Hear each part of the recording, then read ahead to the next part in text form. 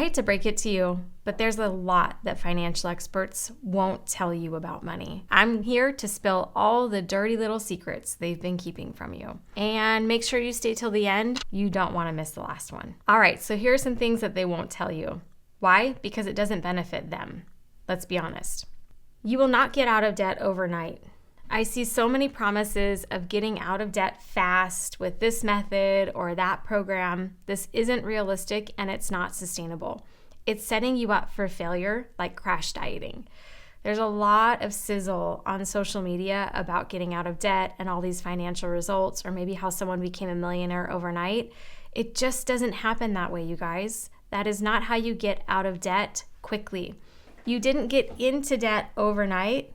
You're not going to get out of debt overnight. There's no quick fix to getting out of debt. Debt is usually an accumulation over time, beliefs and values and behaviors.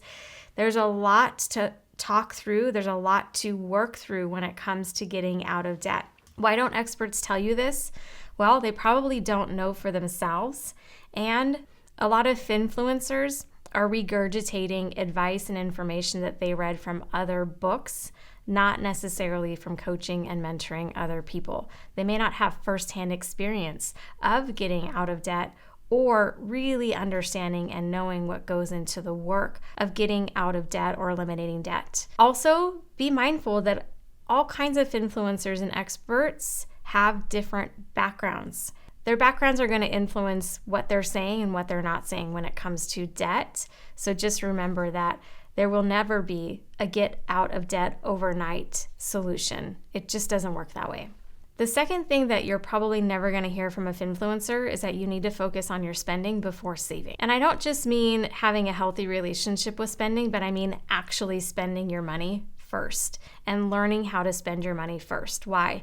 Well, a lot of people in finance, they have a motive of helping you save more money because that looks good for them, or other results like getting you out of debt faster because that's good for them.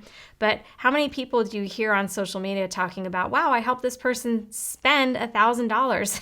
I helped this person spend this kind of money on their dream vacation. Spending has a very negative and shameful connotation, and a lot of experts out there are talking about how to not spend money as if that's the problem in your life. Truly, the best thing that you can do is have a healthy relationship with the money that's going out on a daily basis, on the things that you need to be spending money on and the things that you want to be spending on.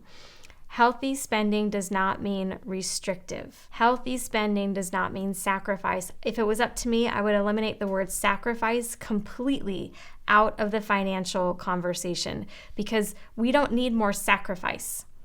We need more healed and healthy relationship with spending. Here's what I'll say about number 3. Money is emotional and money is psychological. This is a huge part of managing money, making money, keeping money, all the things that we're doing with money in our lives.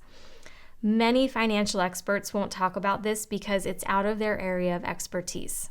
So just remember that with who you're listening to. Maybe they'll touch on it, but most experts in the finance industry don't have the kind of expertise to help you break through your emotional and psychological challenges when it comes to money. And if you have people who are talking about it, make sure that they have the certifications and the ability to speak on this, not only speak on it, but really genuinely help you with it before you go down that wormhole with them. The fourth thing that a lot of influencers aren't talking about is that there is more than one way to manage money. Not just their way. A lot of people are talking about their way to manage money best. Why?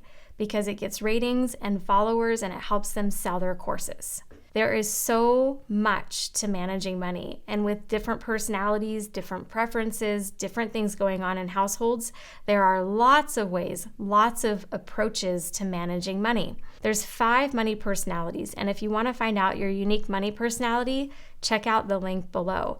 I give you tips on each personality and do's and don'ts for each money personality. And based on who you are, I coach my clients to set up different systems in their financial lives because what motivates you with money and how your brain actually works should influence first the systems that you set up in your financial life to set you up to win, not just some way that has worked for me that I want to sell you. With the 5 different money personalities, there's different ways to manage your money based on who you are as an individual. And a lot of influencers aren't going to be able to guide you in that direction because they don't know first. That's not their expertise second. And maybe they have one way that they learn money. There's a lot of Dave Ramsey coaches out there who are just going to teach one boxed approach to managing money because that's all they know. So just be mindful of that when you're checking out different experts. Their way is not the only way. There are lots of ways to manage your money. The 5th and final thing that influencers are not telling you is that they aren't qualified to help you. Someone who's created financial success for themselves is not the same thing as someone who's qualified to help you with your money. I'm going to say that again.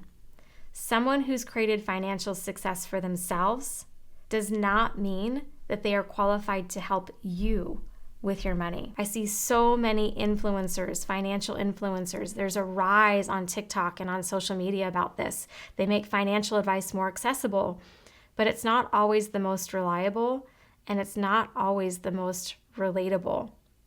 Many lack financial credentials. This is really important for you to know. Check out their financial credentials. Have they been through financial education that can teach others how to manage their money? Before you choose someone to follow, educate yourself on that person. Just because they have millions and millions of followers does not mean that they are qualified to help you with the challenges that you have. And it doesn't mean that they can even relate to what it is that you're going through. So be mindful of that as you're choosing people to follow and choosing people to trust. I'm here to tell you what you really need to know about money, which is why I think you'll like this video right here.